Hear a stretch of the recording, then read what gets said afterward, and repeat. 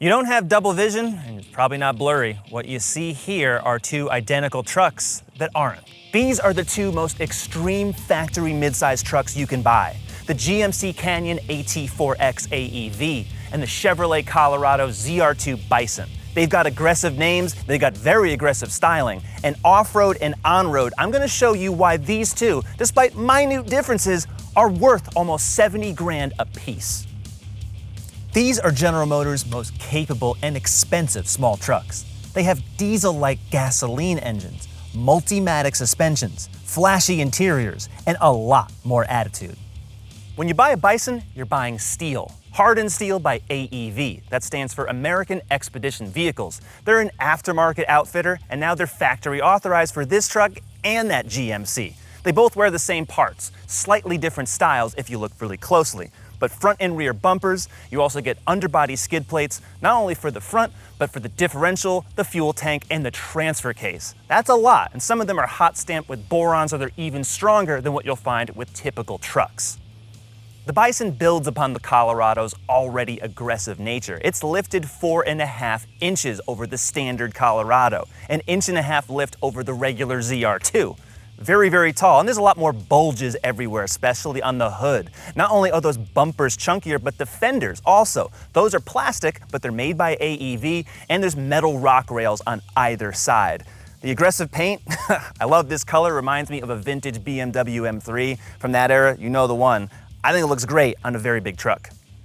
The Canyon brings all the same hard metal pieces, but with a different face. The headlights, for example, they're positioned lower, unlike the Colorado. On top here, they're just thin LED DRLs. So instead of those black plastic cutouts like you'll find on the Colorado, they're full-on lights. And everywhere else, you're getting a different grille, and on the hood, there's still a bulge, but it's much less pronounced than on the Colorado. It's more subtle. And this truck is also wearing Salto wheels. That's another aftermarket brand that GMC is proudly displaying here that you will not find on the Colorado Bison. And basically, it is the same truck. But look a little deeper. The fender flares, they're slightly different than what you'll find on the Colorado because they have 4 reflectors and they're illuminated at all times when you're driving at night. GMC says that's supposed to help on the trail, but I just think they look cool. Jeeps and Broncos do it the best, but among pickup trucks, it's hard to find any that are much better than these. Approach, breakover, and departure. Very, very improved over their stock counterparts. 4.5 inches in total lift over the base trucks. 12.2 inches of total clearance. And while they're 80 inches high, they're really not all that big. They're crew cabs with 5'2" beds. There's no other configuration available. And if you're still peering through behind me and noticing those little gold bits between the wheels, those are the Multimatic dynamic spool valve dampers. Really incredible. You can watch my ZR2 Bison standalone review to find out all of those details. But for now, they look mean. Logos, fenders, tailgates, and tail lights. Those are the only changes out back. The bumpers are the same. There's cast tow hooks straight into the steel bumpers, that's great. And what's not so great, or it might be to you, are the 3-foot tall spare tire carriers that block your entire view out the back. It is truly harder to see out of these trucks than a Lamborghini. And if you don't believe me, you can try driving them and then trying to look behind you. And there's no digital rear view mirror, not on these. Despite all of the camera views you'll see inside, you can't see out back with the rear view mirror. Not sure why, but it does look cool, looks like a pre-runner or a trophy truck. So if you like the style, amazing, but I would take them off if I was driving.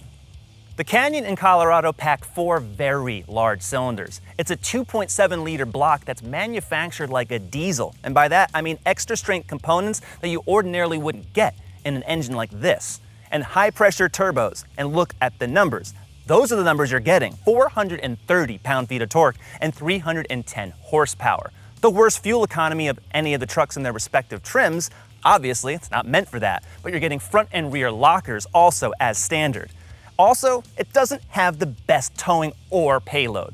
Look at the numbers there. They are also very low because that's not what they're meant to do. But 8-speed automatics on both of these trucks, and they do drive, well, identical. All that torque really pays off. It's loud in here, but it doesn't sound bad. There's not a lot of vibration. This engine really feels like it's a V6. It's an inline 4. And it's unusual that the block is so big. But it really works. And once it settles down, even though there's very big all-terrain tires on here, and all the suspension geometry is geared and completely tuned to be off pavement, it's really relaxing. Now you might think that because this is the GMC, which is supposed to be the more luxurious version, that it would have some extra tech features, such as GMC's Super Cruise. No, not available, because this truck is not made for that type of driving at all. It does have enough standard safety features, but in terms of driver assist, you're not getting that here. You're meant to drive all the time. It is honestly amazing how well the steering on both of these trucks track in a straight line. They're not wobbling. They don't have a lot of vagueness. I mean, there's some, but really not that bad. I've been in regular crossovers that have worse steering, and they're much lower to the ground, and they're supposed to be based on cars. They feel like trucks. General Motors does a great job with steering most of the time. They just ace it. And on these trucks, I feel confident. I don't feel like I have to constantly course correct all the time.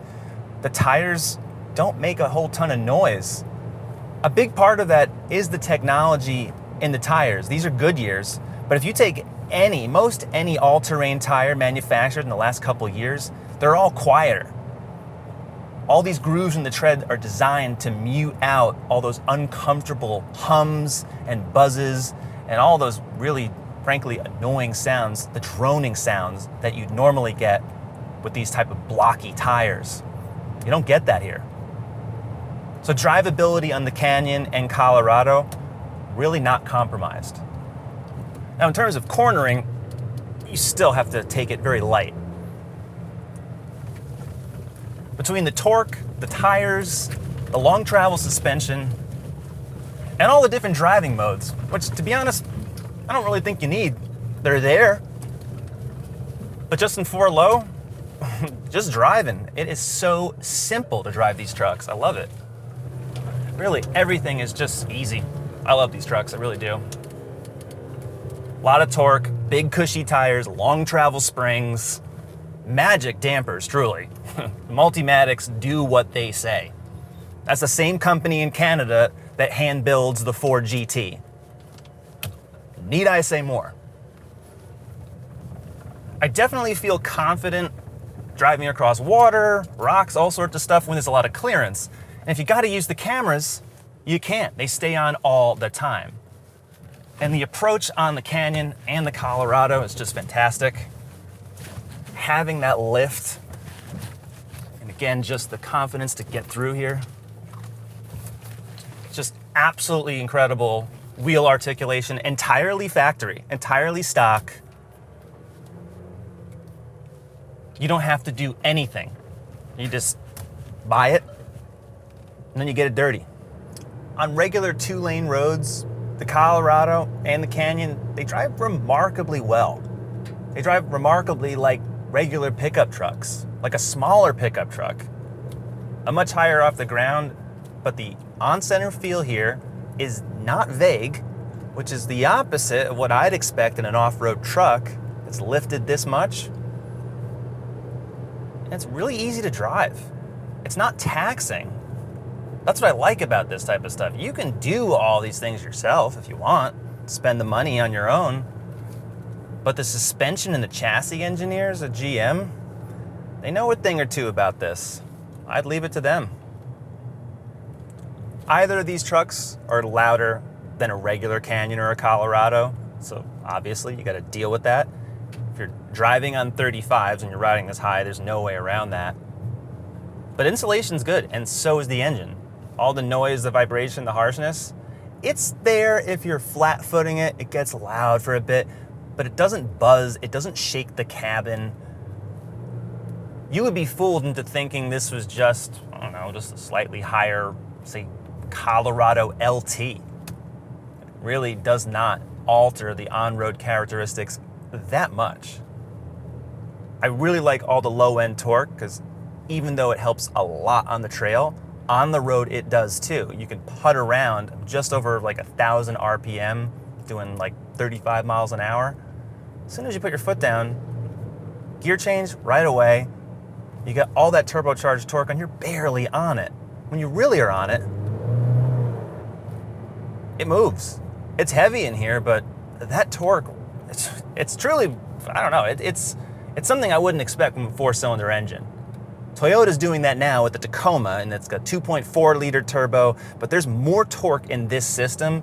And to be honest, with all the mechanicals that are under the hood here, just extra strength materials on the crankshaft and in the block, I wouldn't mind owning this long term, even knowing that there's more stress going through that engine, because it's built like a diesel, and diesels last a long, long time. Yeah, the Colorado just has a lot of confidence. Does not upset you at all. The only thing that's upsetting to me is the fact that I'm getting 17 miles to the gallon, sometimes less. So this truck drinks. If you're not going to be playing off-road or in the sand, any of that stuff, and you just want the looks, you're going to pay for the looks. Truly you will. And I feel those big blocky treads grabbing the pavement. It's kind of unsettling at first, but with this pedal travel, it's actually okay. It's easy to modulate. So choosing the GMC doesn't net you a more luxurious interior. It might seem that way with these nice white headrests and the red accents on there, but that's not really what it is. Here's all the changes. There's white and red accents on the seats, the doors, the air vents, and the dials for the 4-wheel drive controls, the climate controls, and these toggle switches. The air vents are 5-sided instead of circular. The steering wheel has chrome plastic around the side spokes. There's chrome around the center logo, and there's carbon look trim on the dash and on the doors. There's one little small difference that GMC throws in. It's an accessory switch kit that lets you install lighting and other pre-wired gear right into the dash. You gotta have a shop or a dealer install that, but it's on the AEV Canyon and it's not on that Bison. Here's the unique touches on the ZR2 Bison. It's all yellow stitching on the seats, the doors, and the dash. Instead of carbon fiber looking trim, it looks like camouflage. And the Bison also has AEV logos on the headrest and on the floor mats. You're still getting heated and cooled seats, but no headlight switches. Both the Chevy and the GMC don't offer that. There's not even the grab handle for the driver, and of course you cannot see out of the back window.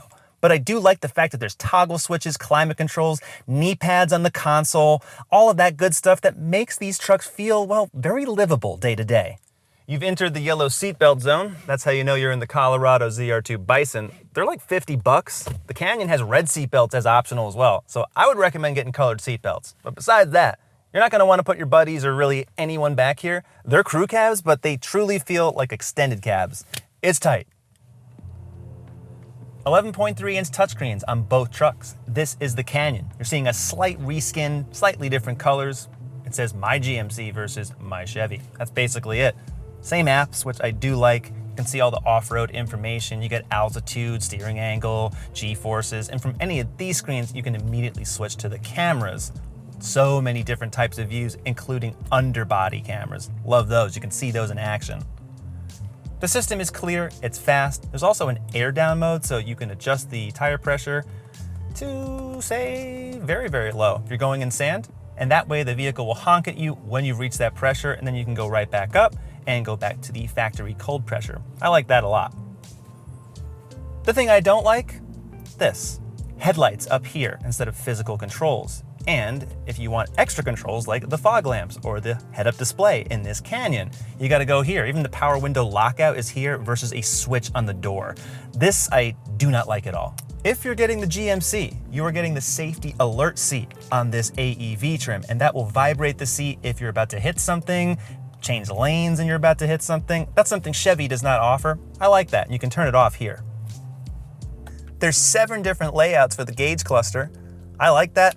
Simple button on the steering wheel changes each one. And if you want to change what's in the center between those 2 gauges, you can do it on the touch screen. Full screen maps with navigation. Love that. That's a fun one. Off-road mode, that's great. It duplicates what's in the app right in front of you. And if you hold down the button, you get 3 more styles for the gauge faces. We'll put it on 3 and they become kind of square, like a Cartier watch. Maybe that's overshooting it. But there's a lot of ways to look at things here. I like it. The Canyon has the same instrument panel as the Colorado. The only difference is slightly different skins and different colors. So you get slightly different gauge designs. If you hold down the steering wheel button here for a few seconds, you get them on specific views. There's many different views, so if you like this kind of curved triangle arrow view, you have that on the GMC, and you cannot get it in the Chevy. The 2024 Chevrolet Colorado starts at $29,500, but that's for the work truck. The LT, which is most comparable to the base GMC Canyon Elevation, is $31,900. There's 5 trims in total, and this one, the ZR2 Bison, is $64,480 with destination. You also get 1 free oil change. The 2024 GMC Canyon starts at $36,000. It's more expensive because it doesn't start as the base work truck like on the Colorado. There's 4 trims, and this one, the AT4X AEV, $67,990 as tested with destination. The AEV package alone adds $10,000. As for competitors, well, it's each other, the Toyota Tacoma TRD Pro, and the Ford Ranger Raptor. This comparison test is a draw. They're the same truck inside and out with minor differences, and those differences might matter to you. How do you want to wake up in the morning? What do you want to look like? What face do you want to put on? That's what these trucks are all about. Slightly different colors and more technology that's not available in the Chevy but is on the GMC. And truly, you don't pay that much more for the GMC. So between these two, that's your call. And if you want more truck reviews, we've got them. Comparison tests, singles, everything coming up on the CarGurus YouTube channel. So subscribe, and we'll see you next time.